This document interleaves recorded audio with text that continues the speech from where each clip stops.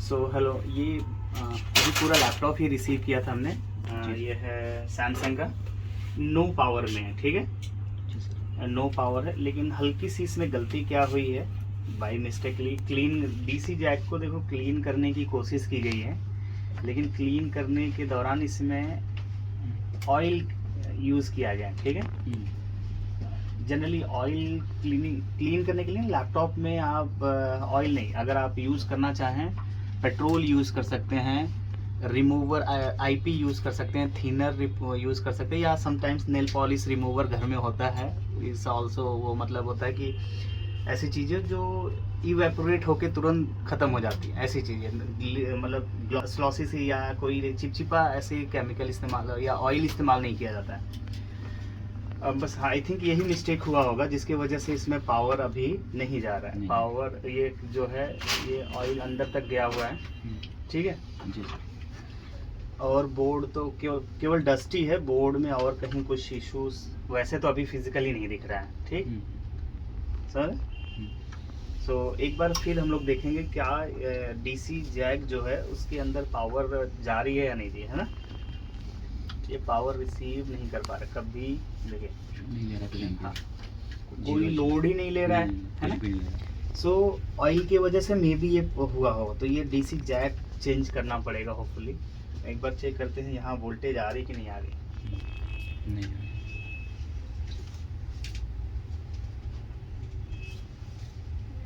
यहाँ तो शो कर रहा है ना, लेकिन क्या हो रहा है कई बार ये मतलब सही से कनेक्ट नहीं हो पा रहा होगा।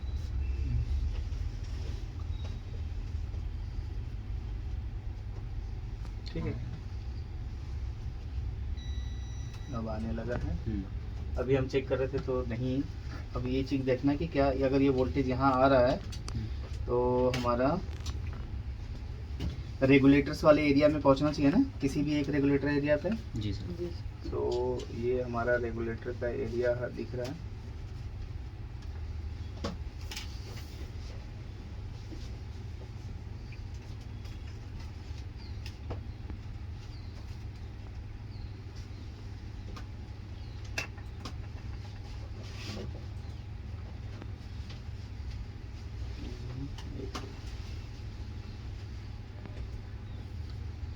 देखो इसका यहाँ से ट्रैक है ना, ये कॉइल से ये ट्रैक दिख रहा है, ट्रैक यहाँ तक आया हो, ये इसके फर्स्ट मॉसफेट सेकंड मॉसफेट है, ठीक है। और ये करंट सेंसिंग रजिस्टर, तो करंट सेंसिंग रजिस्टर पे वोल्टेज नहीं आ रही है ना, यहाँ नहीं आ रही है।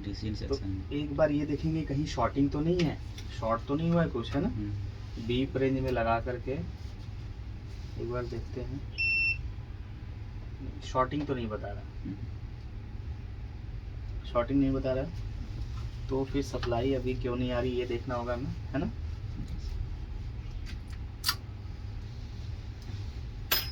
अब ये देखना होगा स्कीमेटिक्स है या नहीं है, लेकिन ये एक चीज़ फिर भी आप समझ सकते हैं। देखिए यहाँ पे ये फर्स्ट मॉसफेट हो गया, second MOSFET, current sensing register, third MOSFET, और ये इसकी हो गई क्या चार्जिंग BQ 735 और BQ 735। अब देखिए ये फर्स्ट मॉसफेट की ही नीचे से देखिए ये ट्रैक आ रहा है इस डायोड में, है ना। यानी इस डायोड की मदद से इसमें सप्लाई दिया गया होगा, ये डायोड के आउटपुट से। इनपुट यहाँ पर हो रहा होगा, इनपुट यहाँ, आउटपुट इस रजिस्टर से होते हुए इसमें सप्लाई जा रही होगी, है ना। और यही सप्लाई यहाँ दो रजिस्टर दिख रहे हैं जुड़े हुए, तो ये AC डिटेक्ट वाला होगा, राइट। यहाँ से हम अनुमान लगा सकते हैं। एक बार हम देखते हैं क्या इसका स्कीमेटिक है कि नहीं। इसका है पार्ट नंबर स्काला 13 दिख रहा है आपको, ये इसका पार्ट नंबर। तो एक बार हम पहले देखते हैं बोर्ड का स्कीमेटिक, मॉडल नंबर या यहाँ पे BA41 जिस पे ये, चलिए इसी से देखते हैं।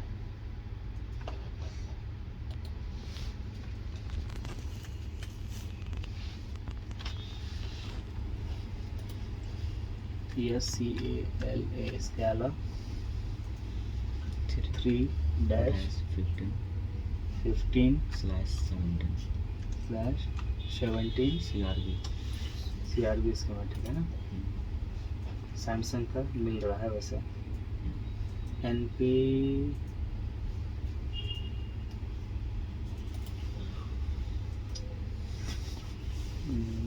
बायोस दिख रहा है।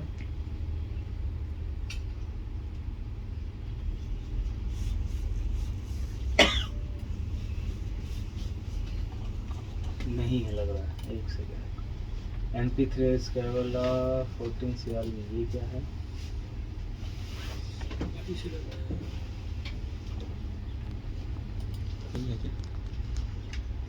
एग्जैक्टली तो नहीं है, लेकिन हाँ काम चल सकता है। तो फुली क्या हो सकता है, इससे काम हो सकता है। हमें तो चार्जिंग IC का भी डिटेल मिल जाएगा, तभी काम कर लेंगे हम लोग, है कि नहीं? Data sets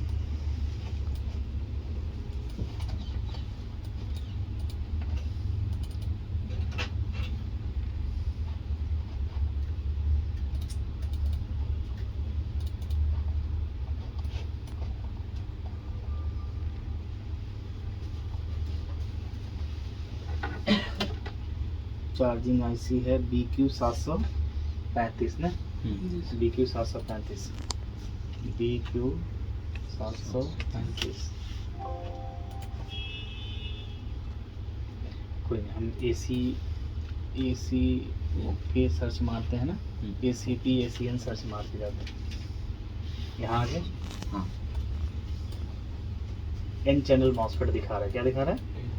N channel MOSFET AC drive यानी आउट होना चाहिए। इसका जो है N चैनल मॉसफेट में बताया था अभी कि VCC पे डायोड लगा ही होता है ना। ये डबल डायोड का कॉम्बिनेशन पिन नंबर 20 पे। कितने नंबर पिन पे चाहिए वोल्टेज? 20 इसकी थोड़ी साफ सफाई हुई तो अब देखो वो लोड लेने लगा है ना। फिर ड्रॉप कर गया, ले रहा है, छोड़ रहा है ना।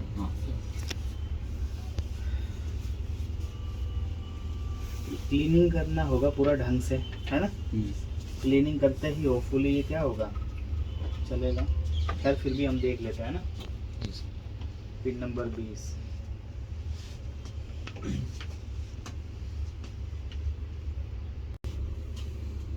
वोल्टेज आ रही है ना। और वी इन आ गया। AC detect 6 number. जी सर। ये देखो ऐसे ही हम लोग जब पता कर लिया था ना। AC डिटेक्ट 6 नंबर सही है। AC डिटेक्ट उसके बाद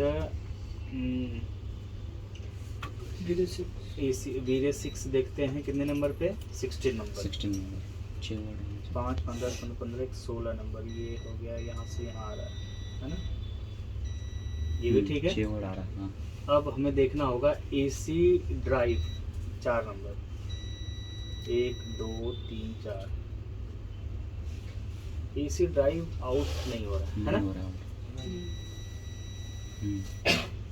AC ड्राइव आउट नहीं हो रहा है। सर्किट पे भी नहीं आ रहा होगा। ठीक है हाँ, AC ड्राइव आउट नहीं कर रहा है, क्यों ये देखना होगा। शॉर्ट होने की वजह से भी नहीं दिखा सकता। हो सकता है आगे से कोई प्रॉब्लम आ रही हो जिसकी वजह से वो वापस रिटर्न AC ड्राइव कर दे। स्टार्टिंग में हमें लग रहा है। अब एक चीज और देखो, अभी आपको दिख रहा है कि नहीं हो रहा, राइट? नहीं बन रहा। तो हम DSO से एक बार वेरीफाई कर लेते हैं। ऐसा नहीं समझते कि है, ये हो सकता है कि बन के गायब हो जा रहा हो, ये भी तो हो सकता है ना।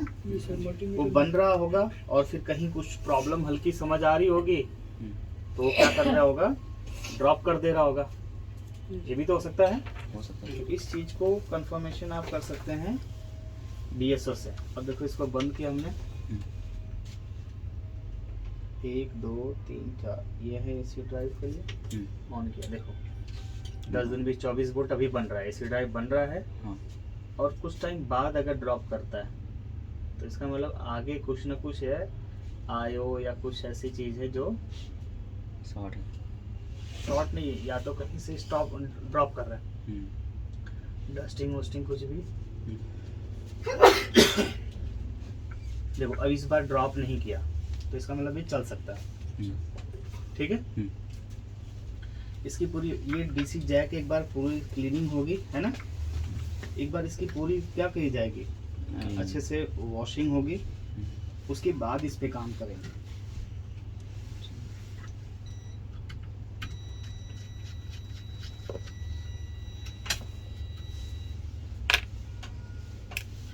इसको एक बार हम लोग अल्ट्रासोनिक करेंगे, ठीक है। उसके बाद हम देखेंगे अगर बन करके ड्रॉप हो रही होती तो हमें एक बार 3-5 की आईसी पे जा करके देखना होता है कि एलडीओ कहीं तो ऐसा नहीं हो रहा है ना कि एलडीओ या एलडीओ 3 वोल्ट या 3-5 की आईसी से रिलेटेड कहीं लोड पड़ने पे कुछ प्रॉब्लम क्रिएट कर रहा हो, ठीक है। पहले अल्ट्रासाउंड करते हैं। हाँ, अभी इसके लिए अभी हम कुछ अब नहीं करेंगे, अभी फिलहाल छेड़ा छाड़ी नहीं करेंगे क्योंकि ऐसे कंडीशन में बनने के बजाय कई बार क्या हो जाता है लीवर जाने। हाँ, और ये अभी भी वैसे उस हालत में है। तो पहले इसको अच्छे से क्लीन करते हैं, फिर देखते हैं। फिर उसके बाद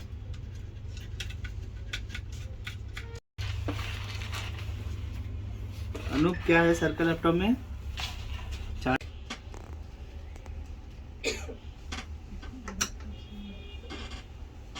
अडाप्टर भी नहीं मिलती, ये जो चार्जिंग का पोर्ट है ना, ये इसमें प्रॉब्लम है क्योंकि ये तो नया है और इसमें मेरे को पहले वाले ओरिजिनल जो चार्जर था ना उससे भी प्रॉब्लम आई थी।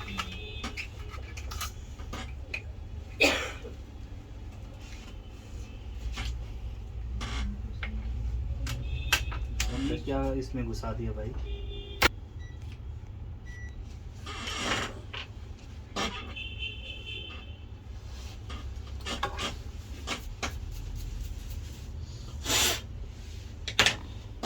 पोर्ट में ज़्यादा प्रॉब्लम है कि बीच बीच में बंद कर देता, लाइट कभी लाइट ऑफ हो जाएगी।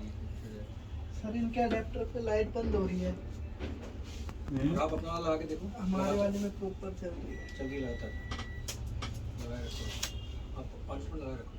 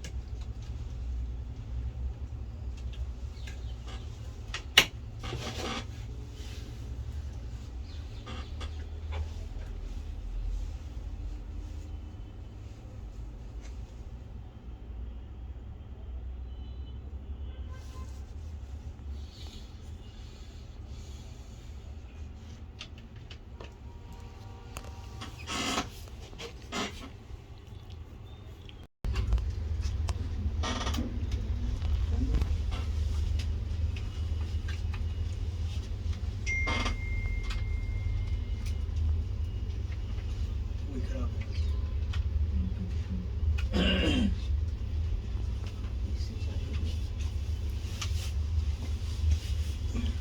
क्या खराब है सर?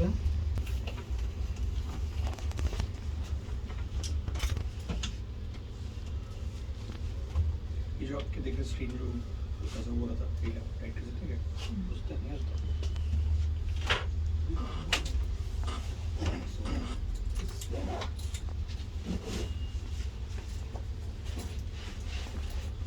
क्या वो चार्जेस है?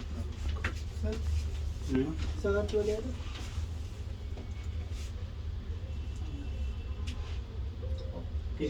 कुछ किया नहीं? नहीं, हाँ? कोई नहीं सर।